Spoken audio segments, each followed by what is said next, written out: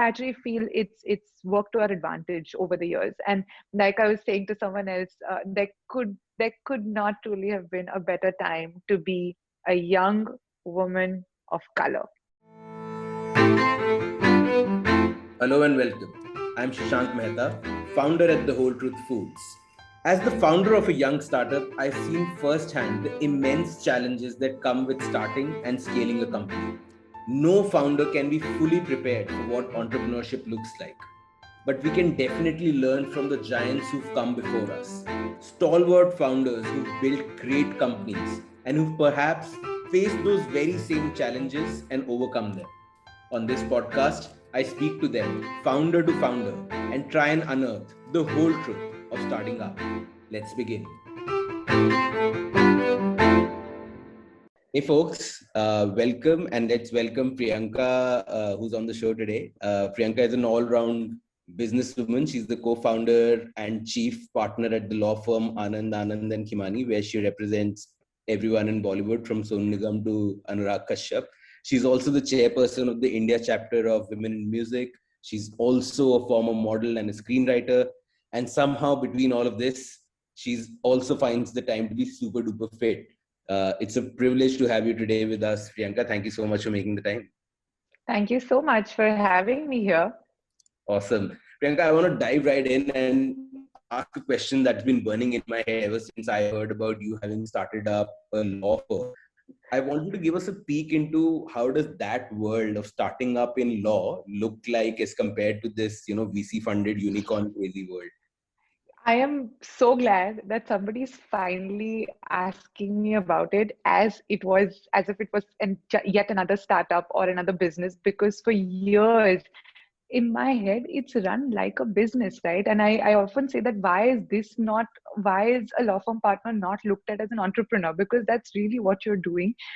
So much so that actually if you look at a lot of different business rankings, awards, etc., I don't think lawyers are looked at or law Yeah, firm that partners are section looked at doesn't as exist. entrepreneurs. It Like, doesn't exist. yeah. But how do you And contrast? Like you see so many of these other businesses around you, which are these VC funded right, ones, huge teams scaling to billions of dollars, etc. right. Compare and contrast. Like how does your world look as a law firm startup? Actually, it's very similar, except of course we don't have rounds of funding because of various bar council restrictions. But other than that, it is run like any other organization, right? You have to have processes in place. There's, in some firms there's a lot of hierarchy. You're discussing policies. You have culture issues. You want to have your image, your messaging, making sure people are looking at you in the right sense for what you are, what is your sort of brand key, as they say. I think it's literally all the ingredients that you would see in any other startup or in any other venture. And I feel therefore, at least in my head, I've always run the firm more like an entrepreneur. And I think that's part of the reason that we've seen the kind of success that we have in such a short span of time. And I say this often, even in our internal team meetings, that the inspiration, the motivation is always to see what other businesses are doing, not necessarily what others in the fraternity are doing, right? And I think because we are wired like that, we'll pick up lots of different things from different businesses. And a lot of people, even when they come into the firm, find it very unusual, but they find it very refreshing that, oh, this is how a law firm is functioning. Awesome. I want to unpack so much of that, but quick question first: how big is the team? We're close to 30 people right now. I run the team in Bombay, and it's a mixed bag. But I must tell you that we're all under 40. Wow. And we're all, I think, 99% female attorneys or female-led firm. Our CEO is also female. All our practice leads are female. I who's at the helm of affairs, obviously. But and I get teased about it quite often, but I know secretly a lot of people also admire that we're so many women in the firm. Also because, especially in India, it's a tough profession to be a part of. It's given our gender. You have a lot of preconceived notions about lots of stereotypes attached to women lawyers. Sometimes either they're two extremes, right? Either they think that you're going to be too aggressive, too difficult, too nasty, too argumentative, or they're going to think that, oh, but can she get the job done? Too delicate, polite, won't be able to get in and get her hands dirty. So, it's nice that we've been able to, have this setup, and it's actually been that this ratio has been skewed ever since the beginning, and I'm very happy about it. Amazing. And I assume this is by design. No, actually, it's not by design. It's not that we don't want male attorneys. I don't want to send the wrong signal. We do have a couple, and they're amazing boys. And I think they fit in so beautifully, and it's amazing to see everybody work together. But no, it's not by design. It's just happened, and I'm happy. I'm very curious. I was as it is going to ask about culture because, like, as a founder myself, the thing I worry most about, to be honest, is culture. I believe that's where people and culture is where all output begins with. In a relatively smaller setup of 20-30 odd folks, where I assume that the nature of the job is that everyone is more an individual contributor. Unlike again in a large 300-500 people startup where people are more like cogs in a wheel, and there is hierarchy and stuff. Tell me, how do you think about culture, and especially layering in the fact that you have a one gender dominated team, in these two contexts, small team, largely female. How do you think about culture and culture building? A lot of thought goes into us defining and setting the right culture. I think all our activities, team meetings, when we sit down for, to doing exercises, the conversation, everything I think has only one focus: culture. And that on my part is very, very conscious. One of the reasons that I decided to set up the firm when I did that early on in my career and when I was so young, was because I had been in a lot of different workplaces, right from, different, actually I'd worked with Indian markets, Western markets. I'd seen a lot of businesses across sectors, including law firms. I feel that especially in an Indian workplace, it is a lot more toxic and abusive than we realize or than we call it out for. And it was one thing that was very critical to me, and that was the primary reason when I ventured out and set up Khimani and Associates first, is to be able to have a place where names will come, names will go, people will come, people will go. But what I want this place to be known for is culture. And again, I speak of it in an industry where, especially the legal fraternity, you have horrible work hours. You tend not to have work life balance, and people almost wear it as a badge of honor, right? It's such a difficult place for women to work in, let alone single parents or young mothers or individuals who don't have the kind of support at home, or even girls, right, who probably come from sometimes traditional families or culturally where people are not comfortable that you're working all odd hours. It doesn't factor any of that in. And to me, that bothers me so much that I just am determined at every stage that what are we doing to weed out culture. So I think the two things for me that are critical is it a healthy environment?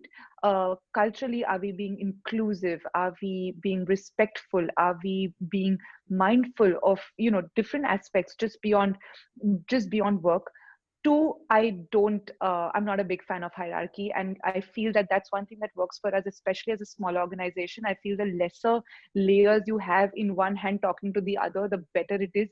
We actually encourage a lot of free horizontal communication. So in fact, in our interview process, we'd often have someone who is at the same PQE as the person that we are interviewing, just to see culturally how is this person reacting. Do you get offended that someone with your level of experience or even junior to you is talking to you? And to me, even our entire interview process is actually more skewed towards first identifying the right cultural fit, because I feel if you're a smaller team, one rotten apple, right? You don't have time for that.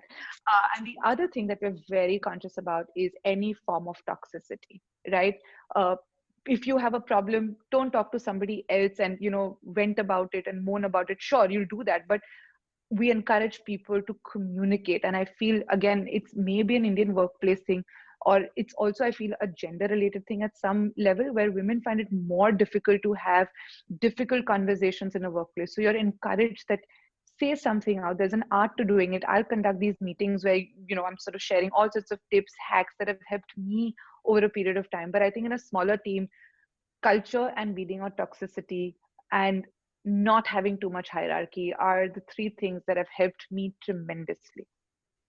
Amazing. If I didn't tell anyone that we are having a chat with the founder of a law firm, they wouldn't be able to, like, this is exactly the culture conversation in all these startups which are known as startups. And uh, but the other angle I want to touch upon is age.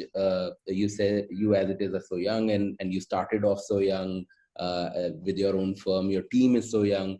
Whereas as an outsider, as a layman, my picture of a lawyer in India is old and male, like really old and really male. So, You're absolutely right. yeah. So, uh, tell me, how does age uh, impact culture? Like, how do you think about those two?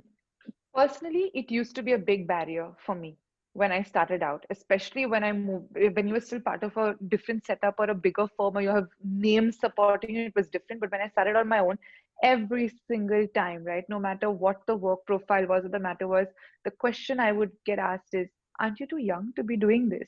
Do you have the bandwidth? Do you have the resources, right? Somehow I find, luckily for me, with work speaking for itself and with age now, that question has died down where it doesn't matter, and in fact I feel that it works as a plus.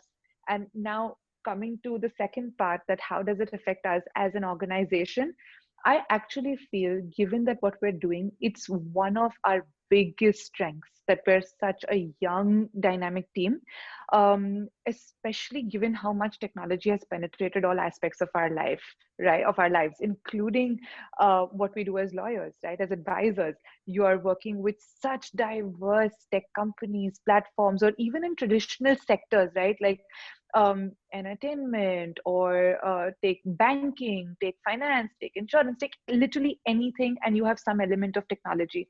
So I feel as a younger team, where obviously we've grown up in this age, it's easier for us to grasp it. So I actually feel it's worked to our advantage over the years. And like I was saying to someone else, there could not truly have been a better time to be a young woman of color. These three things. And I think it's just perspective. It's how you choose to look at it. Yeah, absolutely. Yeah. Everything changes with the way you look at the world. Like, that's pretty much the definition of entrepreneurship, where people see problems, someone sees a solution, and goes and does it. Right. And I'm extremely excited. Like, I'm imagining a young law graduate, and hearing this chat, I would get really, really inspired to do something, because again, as an outsider, it seems to me, because we don't hear too much about startups in the law space, it seems that everyone goes and joins someone else. No one thinks of starting out. Is that perception true? Like, is there a dearth of startups, or is it just our perception from the outside? I would say this, you're right. I think there are two schools that have emerged, right? One is obviously young lawyers fresh out of law school who want to go join a larger firm or a counsel's chamber. And I think almost all of us do it, and you must, because there is no beating the experience, right? And we all know, with doctors and lawyers, the more you practice, that's why they call it the practice of medicine or law, right? The more you practice, the more you learn, and there's no replacing that. On the other hand, I also see a whole new stream emerging. We're obviously seeing so much on social media where you're seeing someone young, dynamic, has had a practice. And I'm now starting to see a trend where young lawyers, after 2 years, 3 years, venturing out, a bunch of friends getting together and starting a practice. But, and not that I mean to discourage anyone, but the one thing that I firmly believe in, and again, it's, I think, one key factor that has gotten us to where we are, is that in an age of social media, people only tend to see the outcome or the popularity. I think they forget what actually goes into it. And I feel it's important, and especially if there are any young lawyers or young law students listening to this, is that please don't forget to put in the hard work, the knowledge, the experience. All of the accolades, recognition will eventually come to you. If not today, it'll come to you a few years later. even today, I would say 95% of my day actually is focused on doing the dirty work, putting in the hours, doing the reading, building information, gathering knowledge. And I don't think just because that's not on the internet doesn't mean that it's not happening, right? That's the largest part of my day. Got it. Another parallel in my head, as I'm comparing, as I said, the startup world with that we recognize the startup world, and the law world that we are speaking about, is I see so many. For example, if I take D2C startups that we are a part of that space, so many startups are coming up to fill up need gaps, right? That Right. consumers want clean label food, consumers want Ayurvedic food, consumers want beverages of high protein beverages, and there's a brand propping up for each of them, and hence so many need gaps, and hence so many entrepreneurs jumping to fill those need gaps, right? You spoke Right. of brand building early on in the law space also. What are these gaps there? Like, I've never thought of a law firm as a brand. Like what are these gaps that young entrepreneurial law folks can jump into and say, hey, why isn't there a law firm that does this? You're absolutely right. And just like you're saying that there are gaps in certain sectors, the same happens with law, right? You'll see a new kind of trend emerging or a new kind of problem constantly coming up, and lawyers will practice areas around it. Take, for example, sexual harassment, right? So, with the POSH Act, the Prevention of Sexual Harassment Act, you'll have firms that will build that practice area so that they can help companies understand it. They can help either the accused or the victim understand it. So, before you know it, you have a firm either that does only that or that will have that as a separate practice area as we've plugged a gap. Take today data or privacy. So now suddenly you see players emerge that are focusing on data or privacy or data protection law, right? Or you'll have firms that build in. When I say this about machine learning also, right? With AI and all of these different technologies, and I often get asked that, oh, do you think it'll replace lawyers someday? Yes, it probably makes our lives a lot more simpler, and some mundane tasks can be attributed to that, but there's no replacing core lawyering, right? It's like saying that can a robot someday conduct a complicated surgery? No. No, probably not, right? It's the same with lawyers, like with interpretation. I think only a human mind can come up with that interpretation because that's the skill, that's the art Yeah. at the end of the day. That can't be machine learned. Yeah, and I guess the whole reason why we need the law is because gray areas exist. If it was all black and white, we wouldn't need a judge and a court and a lawyer. Uh, as we bring this to a close, I want to actually come to a completely unrelated but guest-related topic. Anyone looking at you would see that you're extremely fit, and we've done our Thank you. background research, so we know that you're super fit. Uh, Tell us about that. How in like female founder, law startup, young age. I can't even imagine the number of mountains you've climbed. And yet, between all of that, what are your hacks to keeping as fit as you do? If you've done your research, you've also probably seen many fat pictures of me, but there's I definitely didn't one want on to, my I didn't want to Instagram. take away your thunder. No, I think I've had quite the journey, but to give the short version, by and large, I have always been.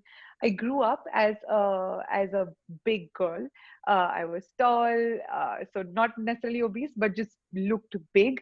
Then lost the weight when you came to junior college, and pretty much was, okay, not like super fit. I think this is the fittest I have been in my life. Not in terms of just the size, but truly in terms of strength and what I'm able to do with my body. But it's taken, I would say, at easily 18, 20 years of being committed to this lifestyle over a period of time, right? And yes, there have been times where I've slipped, I have gained weight. So for instance, when I actually started the firm, in true entrepreneurial style, everything went for a toss.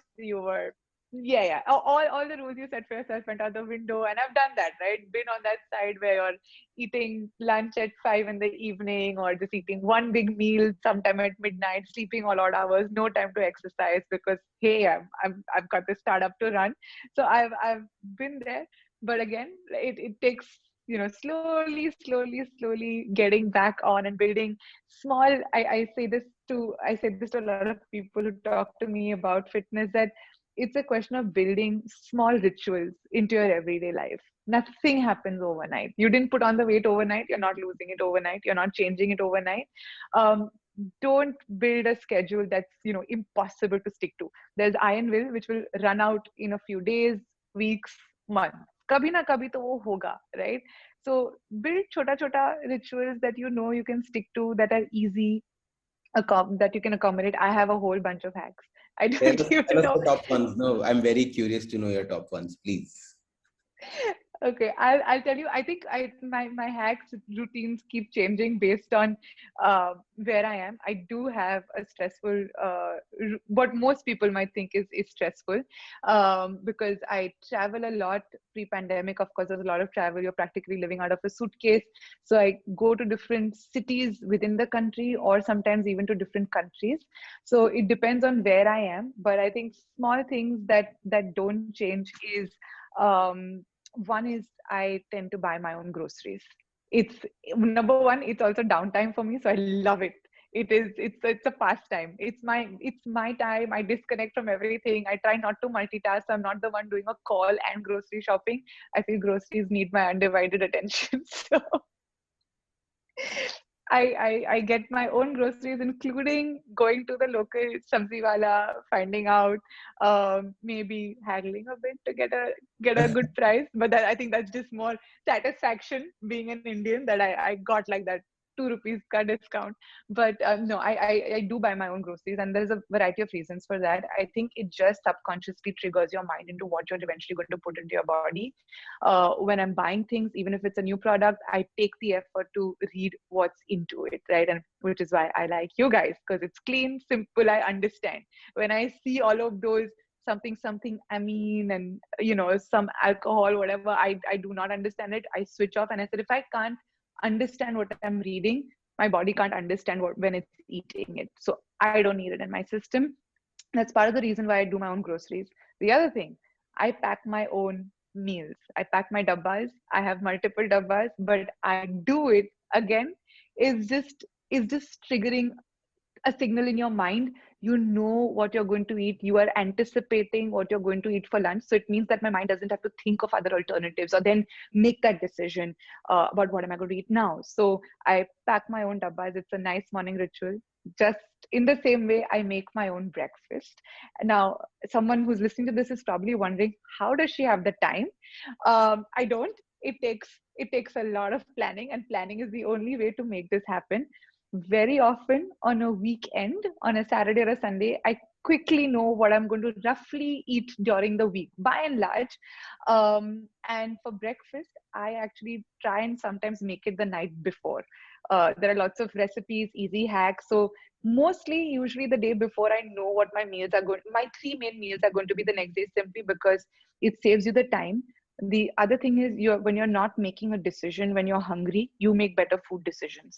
So plan in advance. Instead of trying to sit and order something when it's lunchtime, you're going to make a mistake and order something that's probably not good for you. So plan and plan. That's the one thing that has helped me. I also serve my own food, and I think that's part of just culture.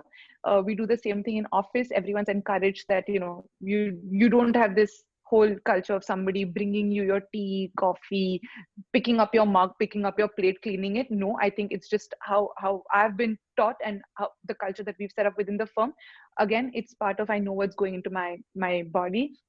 The other hack is I carry lots of food and snacks and all sorts of things coming out of my bag. It's a joke for anyone who knows me. When I'm shopping for a bag, shop for a bag, girls, that is going to fit in khana. And if you have it, you all you need to do is reach into it. So I'll have chota dabbas with like either khakras, or again, like I said, my it keeps changing based on where I am, but whichever country you go to, you'll find a fruit box, right? You'll find a small box of anything. If nothing, you'll find a banana. Keep it in your bag. It is still emergency food. It's there, right? Equally, bars or energy snacks, just anything, but just keep snacks, keep a bunch of them, so you always have something to dig into. So I carry a lot of tiny food. I also am one of the crazy ones who on a long flight has food in my cabin baggage. The learning for me there is, being fit is not about depriving yourself of food. It's actually planning so that you have good, clean food around you, so that you don't go and buy that junk that you have access to in a supermarket or in an airport lounge, Yeah, etc. Right? So absolutely. this has been like the one of the reasons I love doing this podcast is I always come out extremely inspired, and I am currently in that phase of the journey where I'm barely keeping my head above water in terms of being Foreign side. maintaining fitness, because just started out 2 years back, everything is going into startup, etc. This has been super duper inspirational on multiple levels. I can't even imagine the number of extra obstacles you have to face as a young woman setting up a law practice, and look at how beautifully and amazingly you've done. Thank Very you. inspired, and thank you so much for making the time. And for all our listeners, Priyanka actually has a much longer list of hacks that she very sweetly put together, which we're going to make into a creative and leave as a link below the video. Thank you so much, Priyanka, for making the time for this. Thank you. Thank you so, so much for having me. It's truly a pleasure. Pleasure is all ours. Thank you so much. If you like this episode, don't forget to hit like and subscribe to our channel so we can continue making more of these. And tell us who you'd like us to host next in the comments below. Ciao for now.